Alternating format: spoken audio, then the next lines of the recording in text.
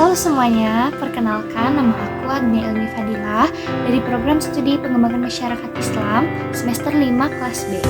Pada kesempatan kali ini saya akan membahas mengenai seputar konsep pengembangan ekonomi umat yang meliputi konsep dasar, tujuan, dan urgensi pengembangan ekonomi umat serta teori-teori pemberdayaan, teori distribusi dan kepemilikan serta kaitannya dengan pengembangan ekonomi umat. Kemudian ada peran lembaga keuangan syariah serta filantropi dalam pengembangan ekonomi umat dan peran komunitas serta digitalisasi dalam pengembangan ekonomi umat. Kita langsung saja. Yang pertama mengenai konsep pengembangan ekonomi umat. Pengembangan ekonomi umat ini merupakan konsep yang bertujuan untuk menyejahterakan masyarakat muslim atau umat manusia secara umum. PEU ini berfokus pada pengembangan ekonomi masyarakat yang berbasis nilai-nilai Islam dan prinsip-prinsip keadilan sosial.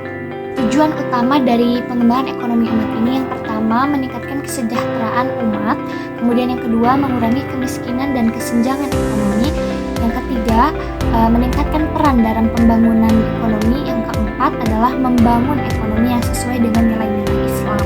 Kemudian urgensi dari pengembangan ekonomi umat yang pertama meningkatkan kesadaran umat tentang pentingnya pengembangan ekonomi umat.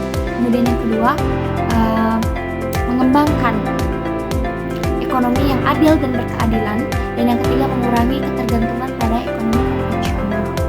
Nah, itulah konsep dasar, tujuan serta urgensi dari pengembangan ekonomi umat. Kemudian apa sih landasan dan teori-teori pada pengembangan ekonomi umat ini? Landasan filosofis mengenai pengembangan ekonomi umat ini yang pertama adalah Al-Quran dan hadis yang menekankan tentang keadilan sosial dan ekonomi.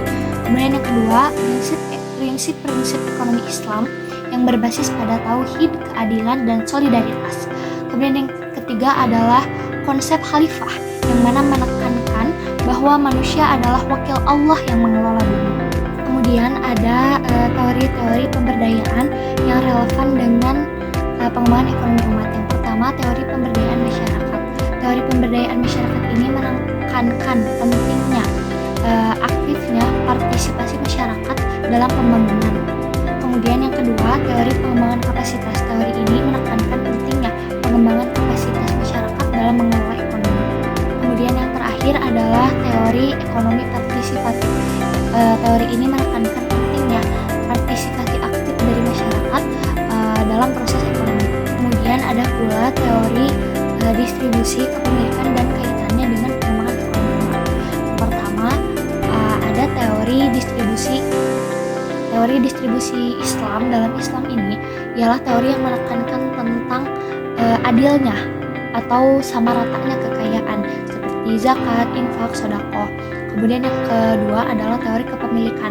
Teori kepemilikan ini menekankan pentingnya kepemilikan yang adil dan berkeadilan. Nah, apa sih kaitannya teori distribusi dan kepemilikan ini dengan pengembangan ekonomi umat? Karena pengembangan ekonomi umat bertujuan untuk mengembangkan ekonomi yang adil dan berkeadilan dengan distribusi kekayaan yang merata dan kepemilikan yang adil. Kemudian apa sih peran lembaga keuangan syariah serta filantropi dalam pengembangan ekonomi umat? Oke, yang pertama adalah menghimpun dan menyalurkan dana untuk pengembangan ekonomi umat.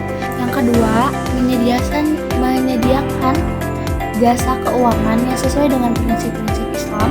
Dan yang ketiga adalah mengembangkan produk-produk keuangan yang sesuai dengan nilai-nilai Islam tentunya. Kemudian apa sih peran digitalisasi dan komunitas dalam pengembangan ekonomi umat?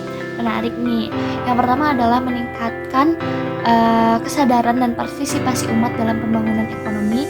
Kemudian yang kedua mengembangkan proses ekonomi yang berbasis pada teknologi digital.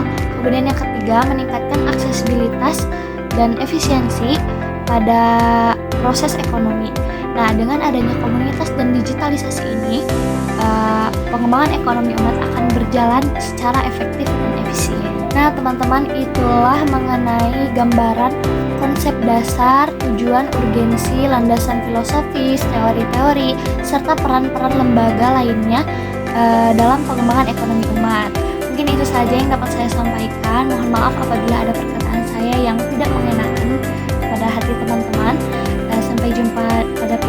selanjutnya.